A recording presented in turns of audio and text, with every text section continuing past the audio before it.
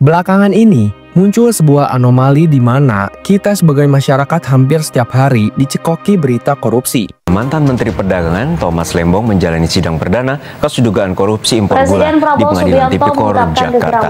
Lantaran banyaknya pihak yang masih melakukan korupsi. KPK telah menyerahkan berkas perkara kasus suap dan perintangan penyidikan Sekjen PDIP Sebanyak 16 orang menjadi tersangka atas kasus dugaan korupsi PT Timah Tbk. Salah satunya yaitu suami dari aktris Sandra Dewi, Harvey Mois. Gimana gak ngenes coba? Sekarang nih, berita korupsi itu udah kayak stripping sinetron FTV. Ada aja episode baru. Wajar gak kalau pengen ketawa di tengah ketidakstabilan ekonomi dan ketidakpastian hukum yang lagi ada di sorotan di negara kita? Muncul rentetan kasus korupsi yang gak cuma miliaran, tapi sampai puluhan bahkan ratusan triliun. Coba deh lo bayangin, sebagai masyarakat yang lagi ngalamin problem finansial, kepaksa nurunin gaya hidup. Dari yang dulu abis kerja bisa poya-poya, sekarang nggak bisa karena kepotong pinjaman sama paylater.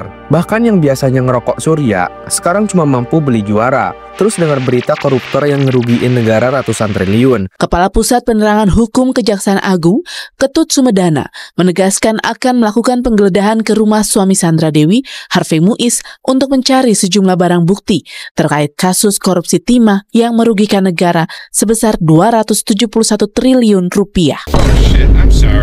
Tiba-tiba divonis penjara nggak sampai 10 tahun. Gimana gak ketawa coba?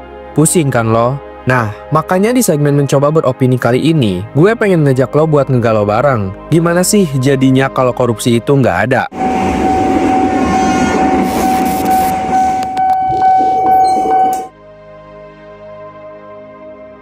Dari kecil, kita sering banget dengar kalau Indonesia itu negeri kaya. Tanahnya subur, tongkat kayu aja bisa jadi tanaman. Tapi ya, tongkat kayunya ditanam di tanah, bukan di laut. Cuma, pernah gak sih lo ngerasa iri sama negara kayak Thailand atau Vietnam? Mereka sukses ngegarap sektor agraria, sampai jadi salah satu pengekspor hasil bumi terbesar di dunia. Sementara kita, jangankan jadi raja ekspor, profesi petani aja sering dipandang sebelah mata. Sampai sekarang, anak muda makin jarang yang mau jadi petani. Minatnya rendah, penerusnya nggak ada, lama-lama bisa punah. Padahal, kalau dikelola dengan benar, Indonesia bisa banget jadi negara pengekspor hasil bumi nomor 1. Bukan cuma sekedar mimpi, tapi beneran masuk akal. Tapi kenyataannya, kita malah masih harus impor buat kebutuhan dasar kayak beras, gula, garam, dan lain-lain. Masalahnya balik lagi ke korupsi. Udah jadi rahasia umum kalau ekspor itu emang cuan banget, tapi buat segelintir orang doang. Sementara petani, mereka cuma dapat dampak negatifnya. Stok melimpah,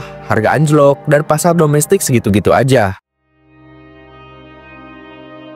Indonesia itu negara dengan populasi terbesar keempat di dunia. Harusnya ini jadi keuntungan, karena banyak tenaga kerja dan pasar domestik yang kuat. Tapi nyatanya, banyak lulusan malah nganggur. Lihat India, mereka investasi di sektor IT, bikin kampus dan bootcamp coding. Sekarang lulusannya diperebutkan perusahaan global. Tiongkok, fokus ke manufaktur dan industri berat, investasi besar di pendidikan vokasi, sekarang jadi pabrik dunia. Sementara kita, sektor industri lesu, pendidikan kejuruan gak nyambung sama kebutuhan dunia kerja. Alhasil banyak yang lulus cuma bisa jual tenaga, bukan skill. Contohnya gampang, SMK yang harusnya mencetak tenaga siap kerja, malah sering jadi pabrik lulusan bingung. Lo anak SMK otomotif, lo pasti relate. Di sekolah masih belajar sistem karburator, padahal pas magang di bengkel, yang lo servis udah full injeksi. Lo anak SMK multimedia, diajarin desain pakai software bajakan, pas kerja ditanya Figma malah ngeblank.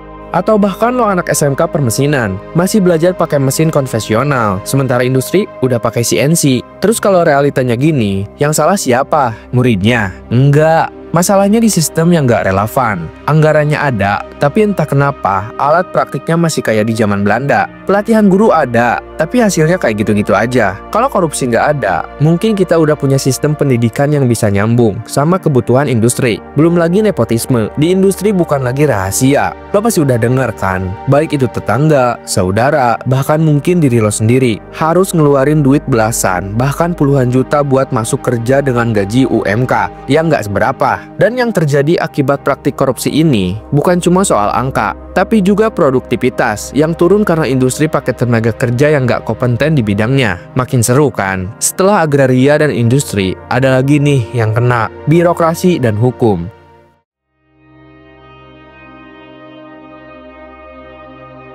Sebagai negara berkembang, Indonesia butuh banget investor asing buat muterin ekonomi. Tapi coba lo bayangin, misalnya lo investor, punya duit triliunan, terus kepikiran, gue pengen bikin peternakan ayam terbesar di Asia. Setelah pertimbangan, lo nemuin Indonesia punya potensi, terus lo datang ke Indonesia, udah siap bawa modal gede, terus masuk ke tahap perizinan. Tapi yang lo hadapi malah kayak sekumpulan tikus berasi, prosesnya ribet, berbelit-belit, butuh waktu, dan tiap meja yang lo datengin selalu ada yang ngasih kode. Mau cepet, bisa diatur bos. Akhirnya lo keluar duit ekstra buat melicinkan jalan. Anggaplah izin akhirnya kelar. Sekarang lo cari lahan strategis buat pabrik. Tapi ternyata jalanan menuju lokasi rusak parah. Logistik bisa ambles duluan sebelum nyampe. Atau hasil peternakan lo bisa banyak yang mati di tengah jalan. Dan yang lebih ajaibnya lagi, tiba-tiba ada oknum ormas atau akamsi yang datang dan bilang, "Bos, kalau usaha di sini harus berbagi rezeki." Lah, udah susah di awal, sekarang masih harus ngadepin pungli. Lo sebagai investor otomatis langsung mikir,